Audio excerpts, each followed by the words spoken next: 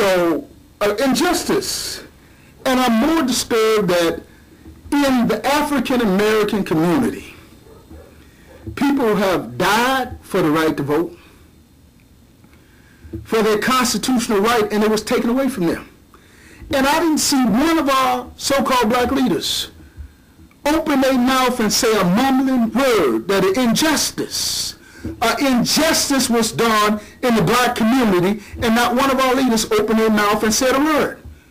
But see, I've learned with our leadership, and this is one of the reasons that I chose to run for elective office, to be a voice of change, because I've learned with our leadership, they only show up when the cameras are there and when they're getting attention, and as soon as the cameras leave, they go back to their own business, ripping off the people, don't care or not concerned about the people they're supposed to represent.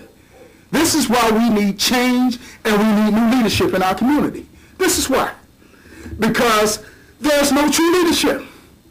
What was the outcry? Here we marching about people being displaced in New Orleans and not being able to vote. We're talking about issues supposedly of concern while the cameras are there.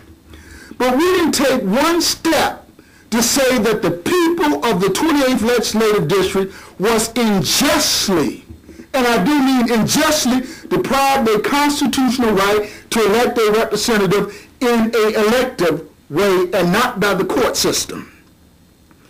Not one leader stood up. It was in the newspaper. It was in the Chicago Sun-Times, Chicago Tribune, Chicago Defender, and I didn't see one leader in the Southtown newspaper. I didn't see one leader stand up and say, what is going on? Is there a constitutional issue that deprived these people the right to vote? I got countless phone calls, countless emails, and got cornered by people on the streets as I went through my neighborhood, wanting to know what happened. Why were you taken off the ballot? And what can we do about this? But not one leader stood up. Not one leader stood up to say your constitutional rights have been violated and we need to see what can be done about it to the people. I did. I received a letter from a person that don't even live in my district. This letter is dated February 24th, 2006. It came to me in mail. I don't even know this person.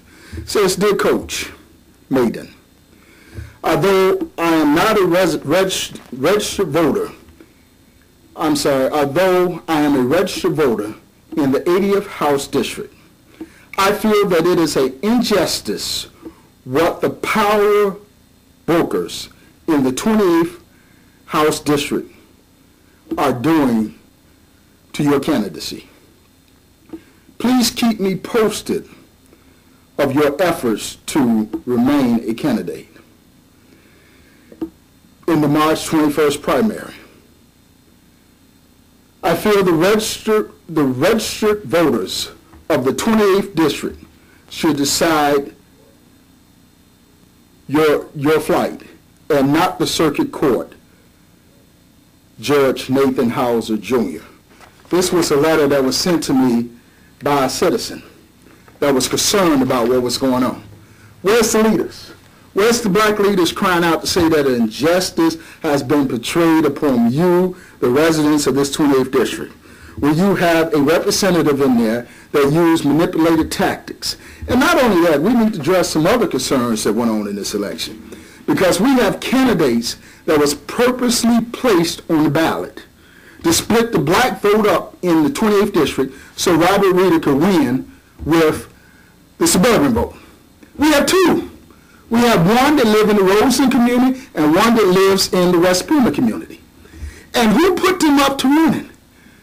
I would dare to say the power brokers, as this letter just referred to, that feel like they rule and run the 28th District, the 9th Ward, and the 34th Ward. And they need to be held accountable.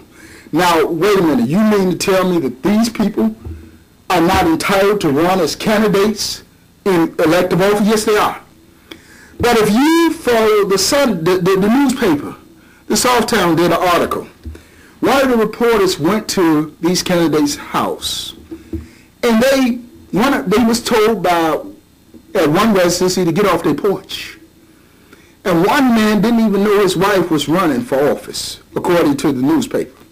It's documented facts. Now, I don't know any candidate that's running for office and seeking to be elected that don't seek media attention and exposure, does not campaign, does not pass out one flyer, but they get to be in there.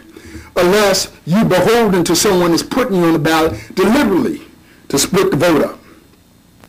And the people were deprived on this injustice. We went into the courts. We went into the appeals court. And this is the documentation that was filed in the appeals court. And the appeals judge ruled that the coach was a title. It was solely for the purpose to influence voters, the reason why I used the name the coach. And he overturned and knocked me off the ballot. A Judge Nathan Hauser Jr. was his name. That's injustice. That someone can interpret supposedly what the law says. Well, if we want to talk about what the laws say, a lot of unjust laws were on the book and were overturned. And I don't know where, when we go in other countries, and you go to vote in these countries that we're fighting for their liberation and their right to vote and democracy, the pictures of their candidates are on the ballot. Now, how much influence is this picture on there?